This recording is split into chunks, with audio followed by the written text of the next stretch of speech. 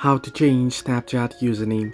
Hello everybody, welcome back to my channel. This is me Pipin Visnat, and today I'll guide you on how you can change your Snapchat username.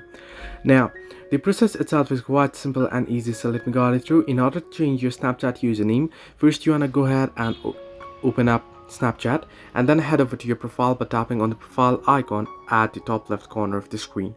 Once you do so, you want to tap on the settings or the gear icon at the top right corner, and then you can see the second option that says username. You want to tap on it.